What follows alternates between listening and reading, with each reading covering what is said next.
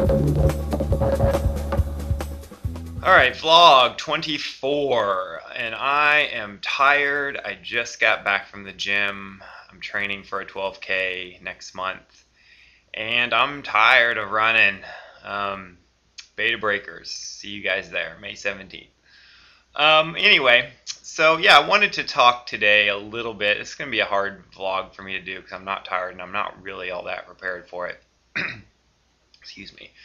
And it is the kind of sequel to my religious upbringing and kind of the transition to atheism or non-belief or secular humanism, however you want to describe it. So, yeah, I was still an ardent believer, even though I was very unhappy with the demands of my religious upbringing. It was a very demanding religion, extremely so in some ways, more than most, I would say.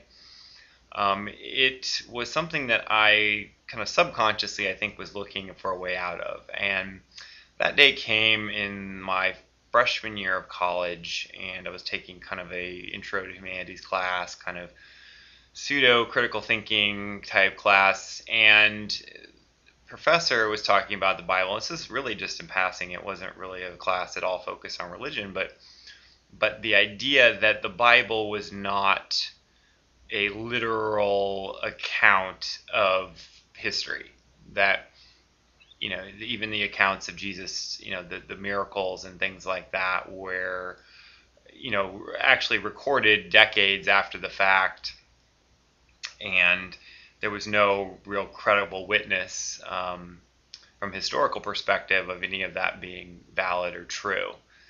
And that's really all it took. I kind of was, I guess, prepared for something like that. I never, it's so funny that when you're raised in a very religious environment, these type of like questions and things really surprisingly, I think when you're mentally kind of tired, you haven't really thought about them before. So, but at the same time, maybe there's moments of willingness to think about them and to um, give them credence instead of just kind of dismissing them out of hand as the work of the devil or something like that, which is literally how I was taught to believe. Anyway, so it kind of hit me. I didn't, then and there become non-religious, but I would say maybe 4 or 5 months went by, and I just kind of was driving and just kind of just this is how I recall it, and just kind of thinking about it, and I was just like, this is all makes sense. This is why there's so much debate over religion and God and which gods and one God or many gods or universal spirits and stuff like that. And I was just like, this is all just the best explanation is that this is all just made up. This is all people guessing and saying things that they have no business believing to be true, beyond just the desire for it to be true and nothing else. And it wasn't a tremendous intellectual endeavor at the time. I was 19, 20 years old. And I just stopped believing. And I just kind of became just non-believer. I didn't really think about atheism or call myself an atheist, or really, I maybe barely knew what the term agnostic meant. I mean, this is something that I was just philosophically a period of my life where I was very ignorant. And anyway, so, this went on for a good 10 years probably, or longer. And, I didn't really have a lot of negative opinions about my past or anything like that, and didn't really feel like, much animosity toward, people that were espousing religious ideas, even though I personally didn't believe it. I butted head with a few religious people. I work with someone who was fundamentalist, and he would freak out over weird things. We would computer programmer, and we would put curse words in the code occasionally, and he would get very upset and delete all the curse words.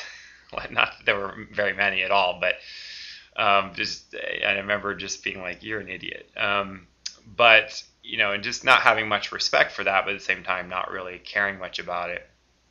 And over time, over the last like 5 years, I've kind of started to see or change my opinion about that, and about religious thinking and the pernicious nature of it for not all people and their religious beliefs. I think a lot of it is benign, and I think a lot of it is over prescribed as causing harm. I think when there's other more exhaustive explanations about why people do bad things. And anyway, so I started to become much more interested in the philosophy of religion and philosophy of naturalism. And I mean, here's a book that I recommend, Sense and Goodness Without God. But really, with Sense and Goodness Without God really is, I think, hyperbolic. It's more just a defense of metaphysical naturalism, and that's what I consider myself, secular humanist, but really metaphysical naturalism, which still is a very broad topic and can encompass many other ideological beliefs that are also dangerous or things that I vehemently disagree with. So it isn't just an idea of religion versus non-religion. There's a whole. I look at the idea of atheism and theism as a pie chart, and it's split down the middle, and it's 50% religion and 50% non-religion. But that's still a vast swath of spectrum of being wrong or being assuming things that you have no business assuming to be true. Frankly, not based in reality, not part of the reality-based community, in my opinion. And so, but that's kind of what I've come to believe, and I'm doing a poor job of explaining this, but you can look at the Wikipedia of metaphysical naturalism or secular humanism if you really want to understand what this class of people, which is a very small percentage, I think, a very much smaller percentage than the percentage of people that define themselves as non-believers or non-religious, which is sad to me. I really feel like the world would be a better place if that was the dominant worldview. And obviously there would still be murders, there still would be suffering, but I think it would be a stronger basis to lead civilization forward until we all become extinct, because that day will come.